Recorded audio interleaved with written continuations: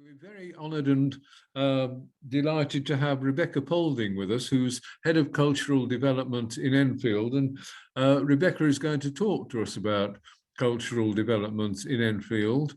As I understand it, Rebekah will give a talk for a period, after which she'll be very happy to take some questions. Is that okay, Rebekah? That's absolutely lovely. And I should just say that the honour is all mine. And thank you all so much for inviting me this morning. I've seen your organisation in passing, as I often work in Millfield, and I've had some nice chats with Ruth and various other people. But it's very lovely to be here as part of one of your meetings and get to meet a few more of you. So thank you. The person I shall refer to as Helen Ball, given that that is the title on screen. I have put together a few slides for us this morning, which I find is quite helpful online, so you have something to look at other than just my face. And I thought, seeing as I'm here talking to you, it would be nice for you to know a little bit about who I am and why I'm now here in Enfield, to know a little bit about the culture strategy and how we got that and why that's important, and then tell you a bit about all the great things that people are doing. And if you take nothing else from this next 20 minutes, half an hour, hopefully you'll see something beautiful in your borough that you find inspiring or that makes you happy to think of happening locally. And please do ask me questions at any time, but you will have to shout because I can only see a few of you, given that I've got my slides on screen. Can everybody see these? Brilliant. Yeah. So this is me. I live in Haringey. I have 2 children, a dog, 2 cats, 2 snakes and a hamster. I've worked for just about all the major arts, cultural and heritage organisations that any individual could possibly work for in England at the moment. I spent a lot of time working with Picture House cinemas. We don't have one in Enfield yet, sadly, but maybe one day. I've spent a lot of time working for Film London, where I founded London Screen Archives, which looks after film across the capital that's about London itself. I was a director at BAFTA. I've helped British Council think about how to organise their arts teams. And for the last few years, I worked in a wonderful consulting firm doing work internationally, but also all across the UK. So I've worked with the National Trust, I've worked with the Royal Horticultural Society, I've worked with Sunderland Council, I've worked with Great Yarmouth, I've worked with Yorkshire Sculpture International. I've worked with the National Lottery Heritage Fund on museum collections. So I've had an enormous privilege of getting to know how all of these different organisations work. But the thing that really connects everything that I've done is thinking about how to give people cultural opportunities that they might not otherwise get. So I've picked out a few of the favourite projects from across my career, and this one represents how I spent all of my summers for 5 years working as the deputy editor for the Cambridge Film Festival, which celebrated independent film in all its forms and did fantastic work for Cambridge, giving people a chance to see Bollywood films. There's a little anime picture here, the cartoon, because we were the first people in the UK to show the Studio Ghibli movies like Ponyo and Howl's Moving Castle and Spirited Away, which I'm sure some of you will have seen. We did special seasons of films from Romania and Ukraine and Turkmenistan, things that you wouldn't get a chance to see otherwise. And we did silent film programs for families with live music. So that was very special, and I got to work very directly with audiences. I would introduce films, and people told me a lot about how they liked to see different things, which was all experience I then took to Film London. This is not a great quality picture, I'm afraid, but I'm hoping someone can recognise where that is. Can you see at all? No, everybody's... It's Trafalgar Square, isn't it? It is, yes, thank you, Chris. Sorry, there is a beautiful high-res copy of this somewhere, but I think it belongs to Getty, not to me. So that's Nelson's column, and in front of it you can see a gigantic inflatable screen, and all those little dots in front of it are the 5,000 people who came out on a rainy October night to see a film that no one had ever heard of from the archive about London. And if you'd said to people, do you want to watch this film? I think they probably would have gone, nah, can't be bothered. But it was such a special event and such a special opportunity. And we were able to talk to people about things that they did care about, their own city, connecting with other people, having a magical, unique experience seeing Trafalgar Square like this. So 5,000 people seeing a silent film from 1924 with live musical accompaniment, even though it was raining. So something I'm very, very proud of. And then something that maybe some of you saw, the picture in the top left is actually in Enfield, and an event organised by Talkies. So another way in which I helped people connect with things they might not otherwise have done was whilst at Film London, I got funding to create the Kino van, which is, as you can see, a van that's been adapted so it's got a cinema screen at the back, and that drove all around London's outer boroughs, going to different events with different people, showing heritage film about that area in the area it was shot.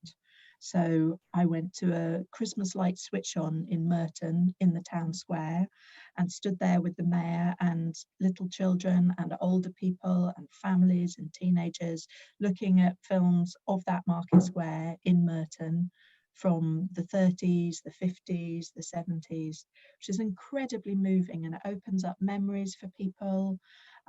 People want to talk about their experiences. It reminds them of what they love about the area. So really, really magic. And we literally took archive film to people. Sadly, the van broke down, so it's now been dismantled, but it did tour for 10 years and served thousands and thousands of people. Another project I'm very proud of, giving people opportunities they wouldn't otherwise have. I worked with some fabulous people who all had a mission to show Black film, whether it was the British Urban Film Festival or the African Film Festival or the Cambridge African Film Festival or the Birmingham Black Film Festival. All sorts of different people brought them together, and they formed, as a result, this collective, which has been going since 2008 now. Sometimes I hear them on Radio 4 on the Today programme talking about Black film and taking on the British Film Institute. They've developed from a load of very small individual organisations who couldn't get a foot in the door with the people who own the rights to show films, who couldn't get films into cinemas, to a really powerful voice. And they thrive as a social enterprise, and they put films from Black filmmakers with Black actors about Black history on all over the country as a business. Absolutely brilliant. And for me, that's about the power of bringing people together and the opportunities that it's created. So another of my favourite projects. And this is one, again, with a terrible quality picture, but at least it means you can't see me on my crutches. I'm just left of centre. This is a project that I'm still doing to one side of my Enfield work that I thought might be of interest to some of you. I am accredited by this URBAT organisation, which is an EU-funded project for cities, as a lead expert in cultural inclusion as a result of all of this work that I've done, trying to make culture more accessible and open to people. And I work with 8 different capital cities in Europe to help them develop better policies and programs in their cities. So it's a brilliant opportunity to learn from 8 fantastic places, including London as it happens, and get great ideas to bring back for Enfield of things that they've done. So I'm meeting with a museum in Tallinn next week with some of my heritage colleagues, because they've done fabulous things without a building. So it's called a museum, but it doesn't have a building. And this is an idea that we want to try and bring to life for Edmonton. So it's a lovely opportunity. And if at any point you're heading on holiday to Amsterdam, Lisbon, Dublin, Riga, Tallinn, Vilnius or Sofia, do let me know and I can get you personal cultural tour guides to show you around. They are all lovely, lovely people doing great work. But then I came to Enfield, which has been hugely exciting. And my role was created because the borough felt they needed a cultural strategy. There was a kind of strategy that was coming to its close, and that was joined with leisure, and it spoke of the importance of culture and leisure to the borough, but it didn't have any political power behind it or a budget. It didn't have an action plan. So it was an important forum, but it wasn't a strategy in the way that we generally use that term to mean something that takes you forward. And that's why my job title is this slightly odd sounding sometimes head of cultural development rather than just head of culture, because it's about how culture can develop in Enfield and how Enfield can develop through culture.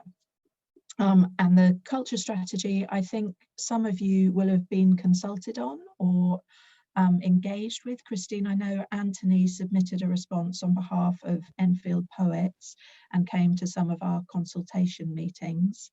And I have a feeling that Over 50s Forum spoke to the consultants working on this before I arrived. But over 80 different organisations took part in trying to shape this. And the idea was that culture is really amazing. You know, when you do something culturally, whether it's arts or heritage, that you feel something and that feeling carries on through other things that you do. So we know culture helps with well-being, with community, with a sense of place, with helping people understand their heritage and look after their areas. We know that it helps connect people across all sorts of boundaries, especially the inequalities that we find in Enfield. And what you may not talk about as often as I do is that culture is economically hugely powerful.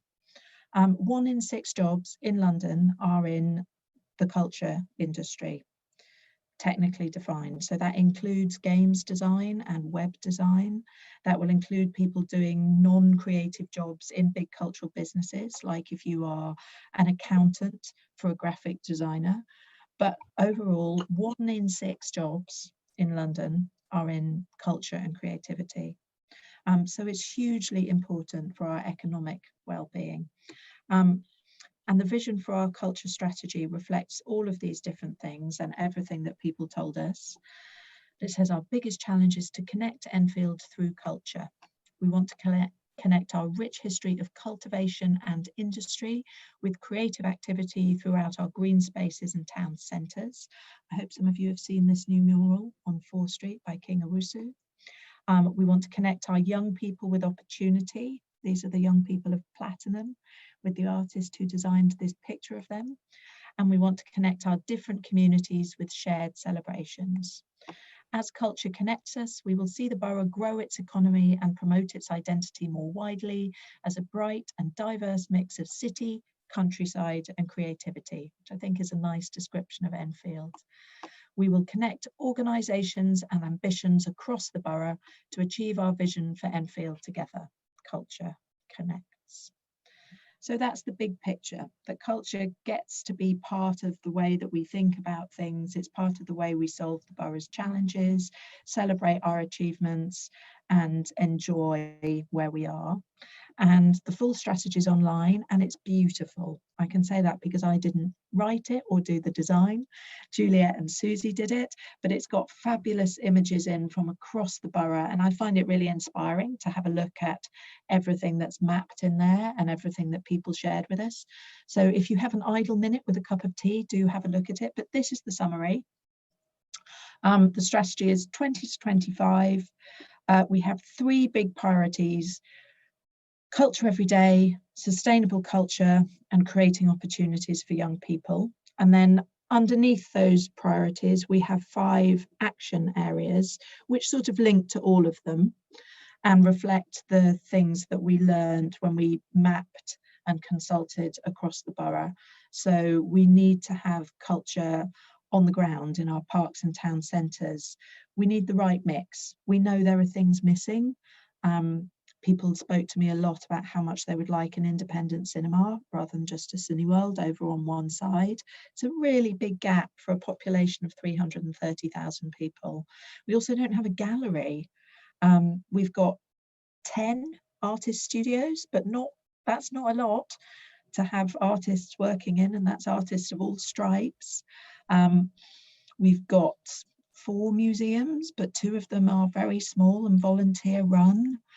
So we know we don't yet have the right mix. So the council has a role there to support new businesses coming in or to make space for things in development. We know that culture supports growth, thinking about the economy, thinking about jobs. We know that culture is how we celebrate. It's how we commemorate, it's how we recognise our heritage, it's how we enjoy our multicultural diversity, which is such a fabulous element of how Enfield goes about its days. And to do all this, we need stronger cultural capacity. We need organisations who are secure, who have well-trained people, who are connected, and so on. So that's the big strategy for the 5 years. And I just wanted to show you what this is starting to mean in practice. It's not just a document that sits there.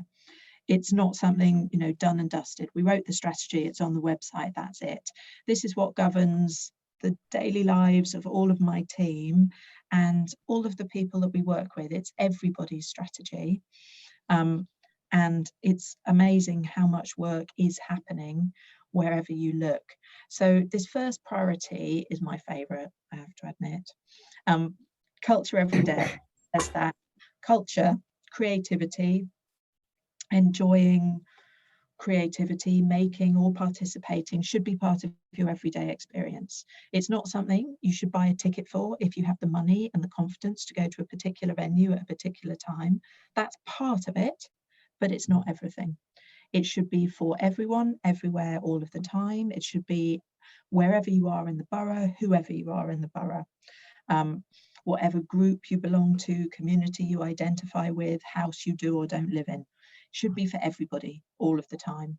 So that's been the way that we've approached our spend and our support as a council. And we started last year with Enjoy Enfield Summer, which had 17 days of free events outside that were put on by 56 different organisations in the borough, Enfield Poets being one. Cissy Lee performed for free, Platinum Arts performed for free, Right to Speak performed for free. It was a joint effort that we coordinated and provided the technical support for. And that had 5,000 attendees in between those 2 lockdowns, and it was magical. It meant so much to people to have this on their doorstep when they needed it most. We've also been trying to find ways to celebrate our creativity outside. We've got the 5 artist design crossings. We carried on with the idea of free outdoor festivals with this year's month of Sundays, and you can see some of the amazing figures there. 47,500 visitors, actually that misses a few events. It spent £150,000 on Enfield creatives using government money for business support, because lots of creatives didn't fit into any of the business schemes. They didn't have premises, they weren't self-employed. It was very tricky for them to get any support. So this was our way of finding money and opportunity for performers coming out of the pandemic. We've now got the Culture Palace as a temporary measure whilst the Dugdale has been shut for vaccinations and is now being refurbished. I hope some of you have been. I think it's a lovely space, and I think it's quite magic finding that in the middle of a shopping centre. Culture is just part of your day-to-day experience. But we hope that everyone who finds it in that way will then come back with us round the corner to the Dugdale when we go back there next year. There'll be lots more this Christmas. We've only just started advertising, but we have another programme called We Wish You a Merry Enfield, which is taking place in Enfield Town, Palmer's Green, Southgate and Angel Edmonton. And there will be free arts and culture activities, including a lovely big screen, those of you who are missing cinemas, hopefully showing some archive Christmas film and clips, because it's too cold to stand and watch a movie. It's about being able to see something for a little while you have your mulled wine. And I can exclusively reveal that Chicken Shed have written a special Christmas song for Enfield, which they will be teaching attendees to sing at these events. I will not spoil your day by singing it now, but it's very catchy, it's lots of fun, and it's nice to have our own Enfield Christmas carol. And from next year, we are going to be carrying on with lots more, I should say, outdoor art, because that's for everybody, it's free, and that really fulfills that ambition to make culture part of your everyday. Here are some of the things that we've done so far. That's the Dugdale in its holding position, so you can still see that it's full of joy and creativity. I don't know if anyone recognises where this is. No, you might recognise it from this side. Pims Park. Yes, top marks. So this is the newly covered Pims Park Community Centre that's been worked on by the Friends of Pims Park, local residents and a local artist with funding from the GLA. This is over in Turkey Street. An arts group called Displa have put murals all over. Christine, here's the poetry bit for you. These were poems created by local school children, and they are absolutely unbelievable in their power. This makes me happy and happier. What greater poem could you see as you walk through the park? I just love that one. And this one, I'm not technically equipped to turn the right way, but it is beautiful. We are weird. How can you create without being weird? Everyone is weird. It just means we are different. And besides, how can you create without being weird? Even if other kids make fun of you, the only thing you need to know is that being weird is what makes you special. And if you're a hater reading this, mind your business and leave us alone. I love it. The girl who wrote that is 9 and has concentration problems, doesn't find school comfortable or easy, but now sees that she is a poet, that she's a creator, and that her words are 4 foot long on the wall of her primary school. Just a brilliant project. This one, installed by the Enfield Society recently, it's Debbie Dean's latest artwork. So from spring, we have a special programme to create more such artworks where people want them, and I'll circulate details of that. Then our next priority is opportunities for young people. And I know this can be controversial. I did get lots of comments when we were sharing the draft strategy. What about older people? Older people are important too. And I imagine that being the Older 50s Forum, those thoughts are not far from the front of your minds. Older people are, of course, included in everything we're doing, just as green people are, or people with 5 legs, or whatever it is. But we have a particularly large youth population in Enfield and a particularly low number of jobs for them. And given what I said earlier about 1 in 6 jobs being in the creative sector, we felt that we had a particular responsibility to try and bring those facts together and create opportunities for young people to recognise their own creativity, for that to help them through the vicissitudes of life, and for them to find the potential employment that London has to offer in those 1 in 6 jobs. So there are lots of lovely things that we do for young people. But what we're going to start doing from next year is some creative careers fairs to show them what the opportunities are. And just as a reminder of how powerful this sort of work can be for young people, these are platinum scholars, I suppose we would call them, meeting Sadiq Khan earlier this year. He was so impressed by their project that he came out, spoke with them all personally about the work they produced, about the process of choreographing about turning their daily lives into a powerful piece of art. And he thought Millfield was great, and we were lucky to have it. So that was really nice. And we try and weave opportunities for even the youngest into everything we do. These are some children doing some participatory art making as part of the Month of Sundays festivals that took place in the streets in the borough over August. I do hope some of you made it to some of them. And then the last, but absolutely not least, of our 3 priorities is sustainability. And I have to say, we don't really mean environmental sustainability here, though that's always part of things, and that is a big part of the council. But we do mean more than money, which is the other thing people think when they hear that. So to keep being able to develop our cultural sector and make it part of Enfield's every move and every new plan, we do need money, but we also need people who've had the training they need to grow and develop, and the networks they need to support them in doing that, and the allies who will speak for us, which is why it's so very nice to be invited to things like this, to be able to share some of these ambitions and get your views and feedback and continue to find friends and supporters for culture.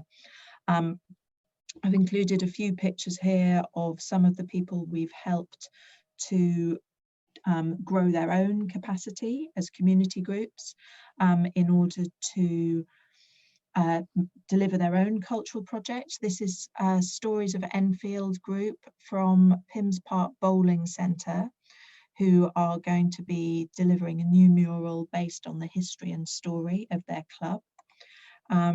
These are architect Fisher Cheng, Serena from React, and Keith Mowat, who is a poet, though he says he's not a poet, he just makes rhymes. And they are installing a new poetry trail around Angel Edmonton based on one of Keith's works. All of these people had training from some funding we got from the National Heritage Fund in how to think about their heritage and create a project from it, then have won a grant to carry that out. So capacity building is important. Hello, love. And things like this are hugely important, being able to speak with friends. So thank you very much. And please feel free to ask me any questions or make any comments. What time will you be here? I won't be back until... So there's a question in there. Have I got an audit of the facilities and buildings across Enfield owned by the council, and what changes are planned for the future? Interesting. I haven't got an overwhelming one, but I have different aspects of it either in existence or being planned. So I obviously know what buildings are in the culture service. The Dugdale, Millfield Theatre, Forty Hall, Library Green Cafe. And I have a list of all of those buildings available for community use. And I work very closely with our housing team who now manage all of those. And we are collectively undergoing a project to have a look and see how well that set of buildings matches need. Is there a gap somewhere? Do we have the right sort of buildings in the right sort of space? I'm also doing a special audit of all council-owned property in the area that goes from Angel Edmonton up 4 Street to Edmonton Green and along to the right to Meridian Water, because we have a special focus in that area to try and develop creative enterprise. Including some skills programs for young people, the careers fairs that I mentioned and so on. And I'm hoping to find some council buildings or other buildings, I suppose, where we can allow young people or people starting new businesses to find space to work that's affordable for them around like-minded people. So I have a few lined up, but I'm hoping to find a bit more because there's a huge demand from people to have a space to work. Not everyone can work comfortably at home for lots of different reasons. But I don't have an audit of all the facilities and buildings across the council. If you wanted one, I think the Strategic Property Services team would be the place to go, and I could certainly make an introduction if that was something that you would like sight of.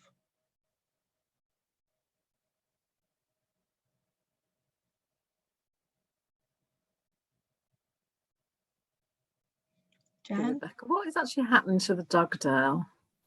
So we had to shut it first due to COVID.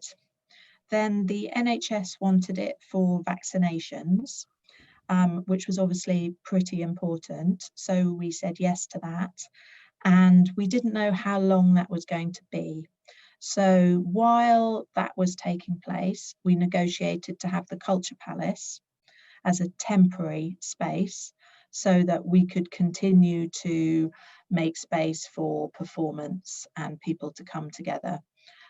So we opened that at the beginning of September with funding from the Arts Council. The NHS finally moved out in last week of September. It was shut for vaccinations before that, but they were still using it as headquarters. So now we are working on the refurbishment plan, which is the first time we'll be able to do it, to actually plan from scratch rather than just stick things around the edges like barnacles. So when it reopens next year, it will be divinely beautiful and wonderful in every possible way. And Is the plan to reopen it as it was before, i.e. a theatre and a public space? Oh goodness, yes, absolutely. Right. Next Yeah. year. Oh, Yeah. right. And museum and cafe. Is the archive still going to be there? No, the archive's moving to the Civic. It's a combination of Civic and Ridge Road. And the upper two floors are a special hub for children and family services. If you look at the EPIC report, the Independent Review into Poverty in Enfield, that was published in January 2020, one of its key recommendations is that we do not have all our services for children, families and young people all over the borough in lots of different places, such that they're not joined up and people find they have to go to loads of different ones in order to get help, that we needed a central accessible place because otherwise we were failing people. So that was a huge priority, and that's why it will have the top two floors of Thomas Hardy House. And nicely that saves us money across the council as well, because we are putting things in one place rather than lots of different buildings. And the Dugdale downstairs will continue to be the cultural centre. The theatre will be absolutely as it is, but the museum will be much, much bigger and right in the middle. The cafe will be bigger. It will have a better kitchen, and we will have redesigned some bits inside, like the toilets, so that we're not wasting space. You know, there's huge amounts of empty cupboard around the loos at the moment and so on. So we're going to make it a functioning, welcoming space rather than the sort of slightly odd mismatch that it was before. So will it be easy to get into the archives? Because I like using the archives. And Yeah. will it still be John that's running it? It will, yes, it will. Right. And it should be just as easy as ever. Okay, thank you. Sorry, it's not going to be, because they're going to be separated. So the How can it be easy to archive? Of it's going to be, half's going to be at Ridge Library and half Centre. So the deep storage will be at the Civic and the access point will be at Ridge Avenue. But a lot of the actual material will be Ridge Avenue, and most people, in actual fact, Christine, don't use the stuff in deep storage. So on rare occasions, it will make it harder because John won't have the material right there, and you'll either need to order it in advance or come back. But we've looked quite closely at usage, and actually the number of times that is going to get in anyone's way are quite small. It's not ideal. Our first choice would have been to have everything in one place. And as phase 2, in a few years' time that will happen, but I'm pretty comfortable that this is not going to make a significant difference to the vast majority of users. That mural you said was in 4th Street. Where in 4th Street? Oh, Avril, you've got me because I'm Well, so geographically challenged at the best of times. It's on the edge of a pub, which could be maybe the White Horse. It's the Angel Edmonton end, Okay. and it's not a million miles from the 4th Street Library. Okay. Yeah. And lovely fact, although that's been there a year and a half, not a single bit of graffiti on it. Someone stuck a sticker on once. That's the only thing. Tony. I can't Yeah, Rebecca, I'm interested to know how your post differs. It seems to be much broader, but you can elucidate, I'm sure, from the post which Paul Everett used to fill until he departed earlier this year. So Paul was the arts and culture manager, and his job was to support the running of the culture venues, including Salisbury House and Green Towers. And the large part of Paul's time and his team's time was spent on hires. So Paul and a lot of his team worked to hire out Green Towers, Salisbury House, the upstairs of the Dugdale, and so on. So it was a business model predicated on hires, and that was Paul's job, very venue-based. My job is strategic. It's about working with my colleagues. It's about working with people all over the borough. And I spend 3/4 of my time not on our venues. I have really, really great managers who run each venue individually with individual focus. And we've added marketing resources to each venue as well. And the new business model, because unfortunately the old one didn't work financially, is that we will run our venues to try and deliver the maximum possible cultural benefit. And by doing that, we will reach more people, and that will bring in the money that we need either through cafe income, ticket sales, or grants. So it's a very different environment. Paul ran all the venues and programmed all the venues, and now we have individual ones. And I don't run the venues. I am venue manager in chief, and I speak with all of them a lot, but that's not my job. I'm not in charge of operations of those spaces. If a tap breaks, there are people to deal with taps, not me. Okay, thanks very much. Sylvia, I can see that you're speaking, but I'm afraid I can't hear you. Sorry, and you're not on mute, so I don't know what it is. Microphone failure. Oh, sorry. Are you able to type something?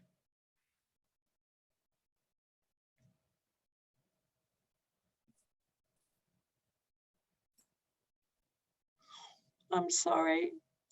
We would all like to know what you've said. Oh, we heard you. Did you? Okay. Yes, you're here. Okay, I was just going to ask you about the Millfield Theatre. Now that Platinum are around, how is this going to affect the productions we used to have? Because we used to have a huge range of things to attract all age groups, really. You know, from little kids to us oldies, sort of thing. Have you looked at the programme lately, Sylvia? I used to get it sent to me, but I haven't had it for quite some time. No, we're not printing it anymore because it only ever had half the productions in it, so it was a bit stupid, and it cost us £17,000 every time we did that, as well as being a bit environmentally unfriendly.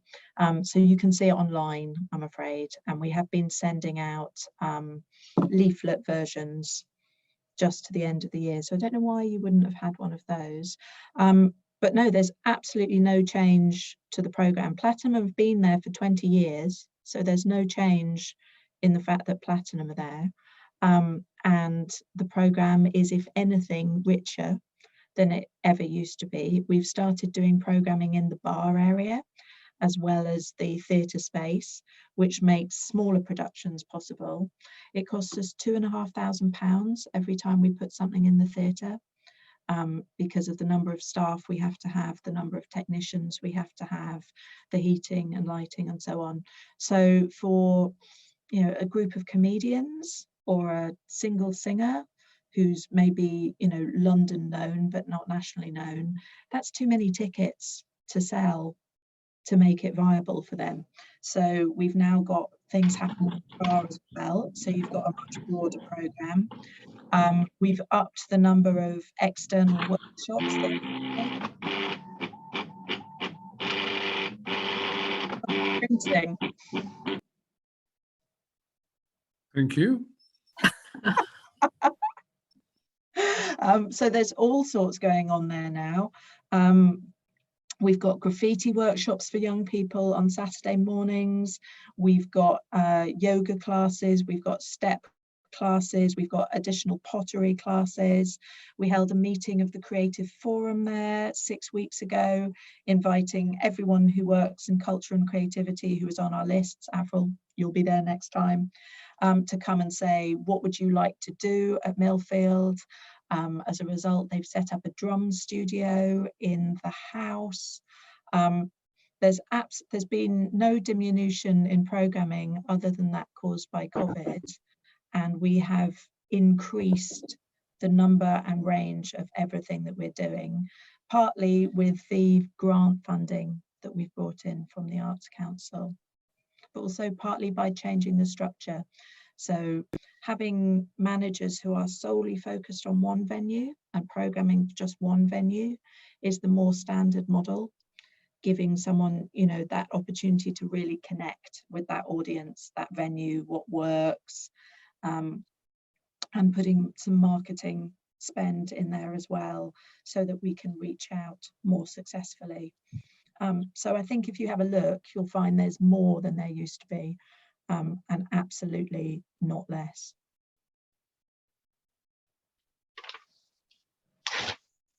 Rebecca, I just wanted to know, we used to get the Enfield magazine, which used to tell us all what was going on in Enfield. I feel as if I've lost out somewhere, because has it gone online or what's happened to it? No, it was cut, Avril. Like most councils, producing a magazine was something that was easy to get rid of instead of a social worker, so probably a sensible decision, but a painful one nonetheless, because I know lots of people miss that. I know that when I've had them, I use them, and it's not the same as getting an email or whatever. But the council newsletter is very good at saying what's going on. That goes out to something ludicrous like 86,000 people. Okay, So that week is, it's very easy to sign up. Just go onto the council website. I will. We have newsletters from all of our venues, and we do try and cross promote. So when we hear about someone doing something else, we try and let our customers know. So when you guys had your exhibition a few months back, we let people know that that was happening from the Dugdale. Not so much even to get more people to come, but just so people can enjoy the knowledge of all the great stuff that's going on in the borough. And when I can, I do special advertising in the Independent so that there is still something physical that you can see. So there's a lovely Christmas edition coming out this week. Jan? Can I ask you to put the forum on that list? Some time ago, I was looking for what was going on in Enfield over Christmas, and I didn't find anything at all, and I did that online. So I'm interested to hear that you've got a Christmas cultural activities program, because I couldn't find anything. So I'm wondering how people do find out if they're not on these lists. Word of mouth is still the strongest way that anybody finds out anything. I don't think that's very good, to be honest. No, well, from a marketing perspective, it's really demoralizing, but it is nonetheless one of those annoying truths that whenever you ask people how they go to things, the number one reason is always because a friend told me. And you're like, but I spent all of this money and I spent all of this time. Why did I do all of this if you were only going to listen to a friend? So it is a great mystery. And it does make me think that one option we might explore is having some ambassadors, which is a scheme I've used, well, seen used successfully in a few other places. Sunderland have a very nice scheme. People who are, you know, well networked like you guys here, who we make sure know what's happening and can pass that on.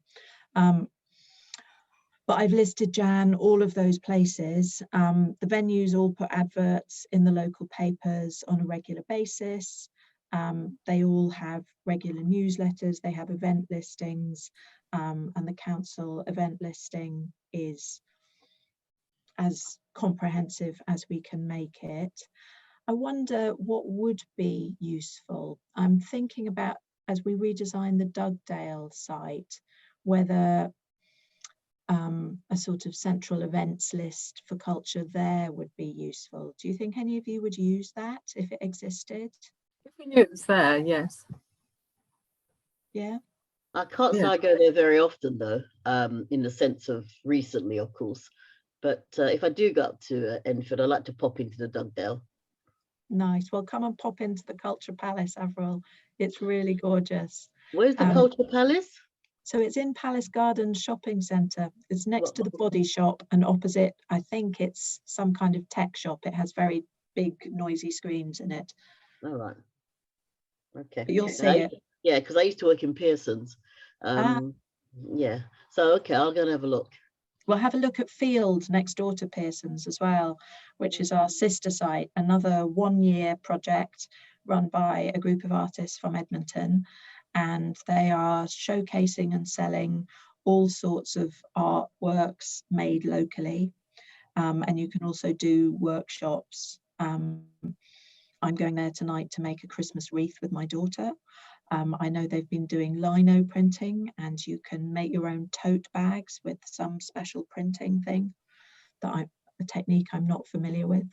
And if anyone is looking for an artist studio, I think they still have one more upstairs. Okay.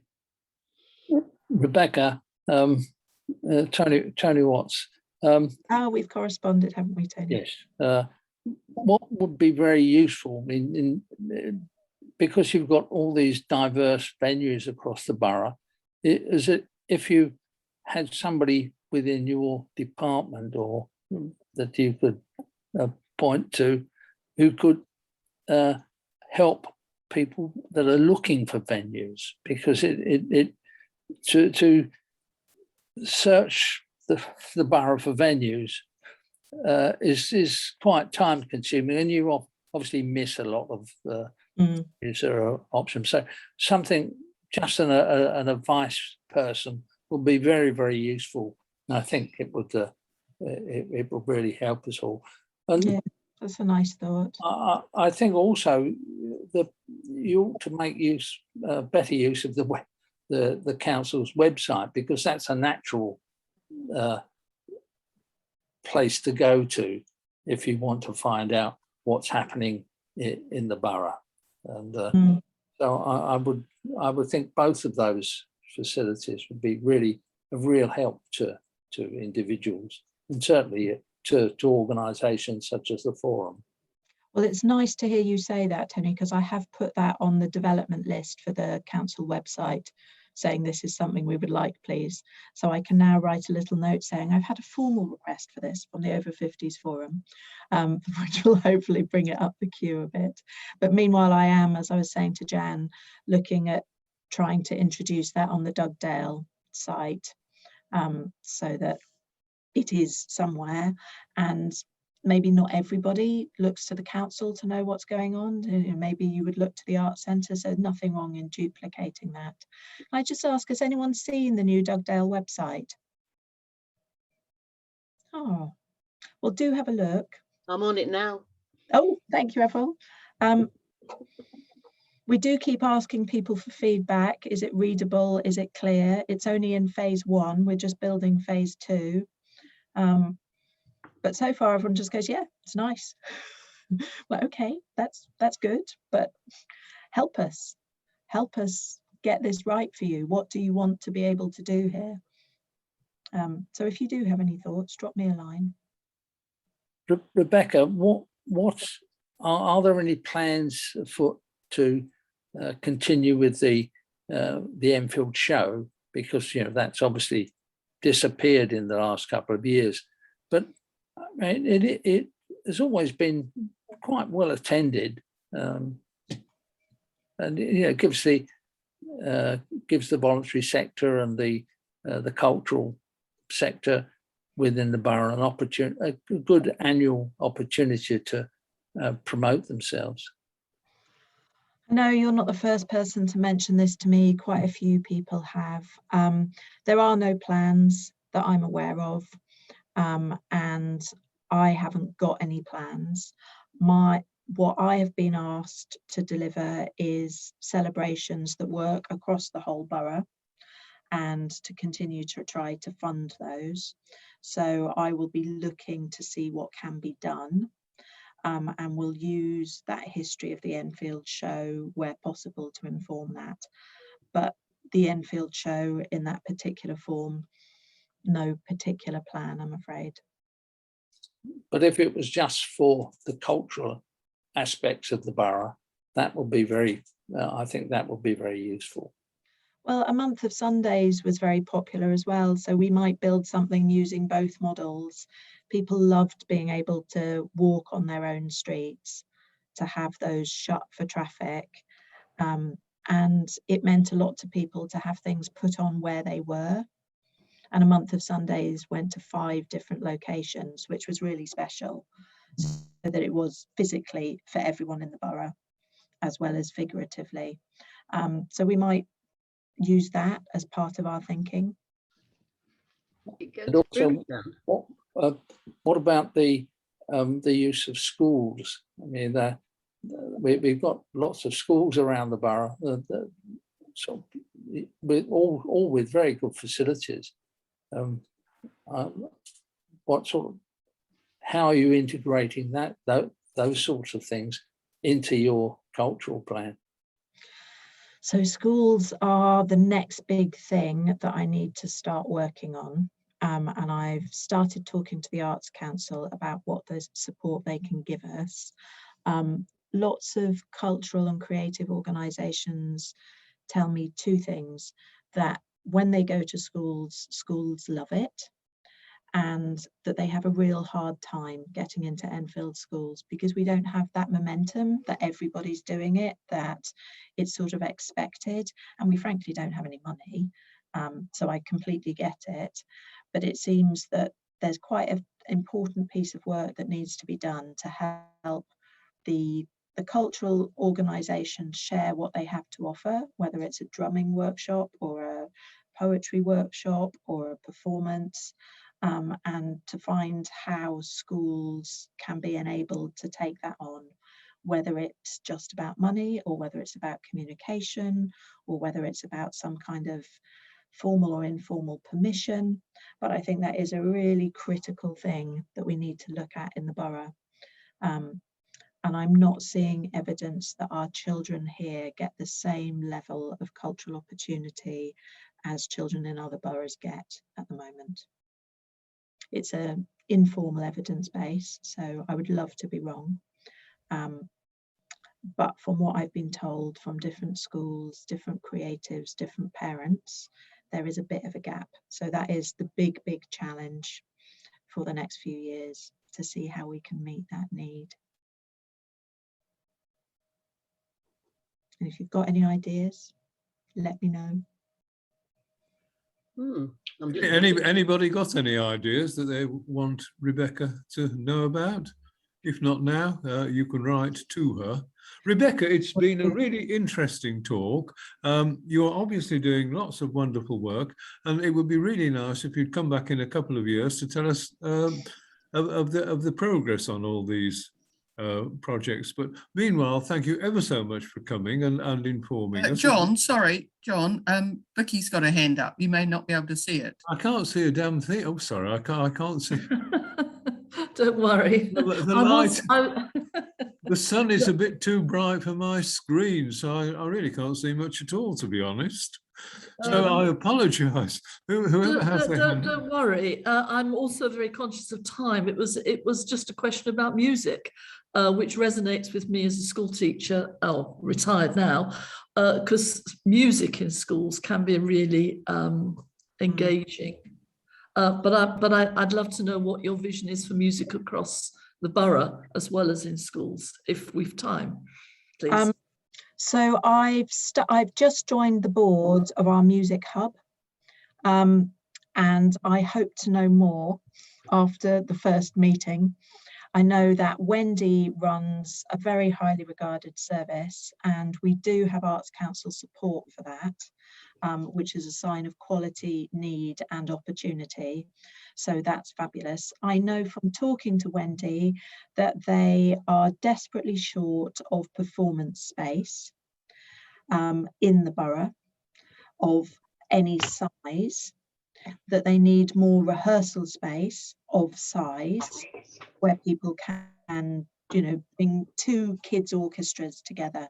There's obviously individual schools, but to be able to scale up, they have got space, and they want to be able to celebrate musical achievement and enjoyment in the borough more than they do. It's amazing to take groups of kids to one of our London level spaces. I can't remember which ones they've used in the past, whether it's Barbican or Royal Festival Hall, but I know that Enfield children do go to these. But how can we also show them how amazing it is to perform in front of an audience in Enfield, and how can we show other people in Enfield the talent and commitment of our young people to music? So that's the challenge that Wendy set me. I can't promise to fix it overnight, but at least when we know what the problems are, then we can start to have the right conversations. Oh, Vicky, you're on mute again. Anybody else want to say anything? I'm sorry, I tried to cut it short before. No? Well, once again, thank you ever so much, Rebecca. I did want to ask Rebecca if she had an email address I could send us information. Yeah, it's in the chat, Avril, and I'll just type it again. Please do get in touch.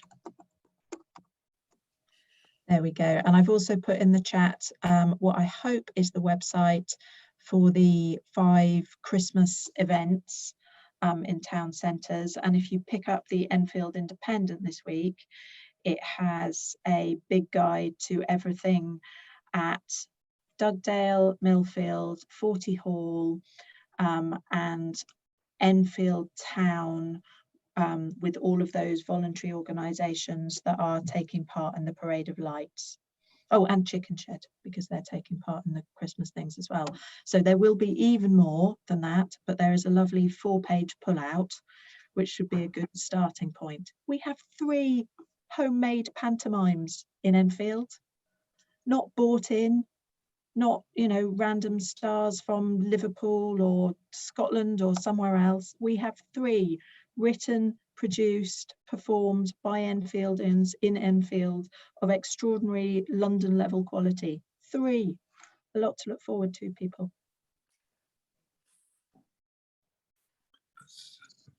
Okay, well, I hope to see some of you in person, maybe at some of the Christmas events or Millfield Panto. I'm there on the Saturday the 11th. Sylvia, if you're planning to come. Do email me with any further comments, suggestions, and I look forward to meeting you again in 2 years, if not before. Thank you ever so much, Rebecca. It's really been very good indeed. Lovely. Thank you very much, everybody. Very nice to meet you. Can I, before everybody goes, can I just remind you of a couple of events coming up? Our affiliate Whiteweb's Motor Museum has an open day on Sunday. The Lord Mayor will be there in the morning, so if you want to see the Lord Mayor looking at old cars or motorbikes, or the waterworks, is the most interesting bit.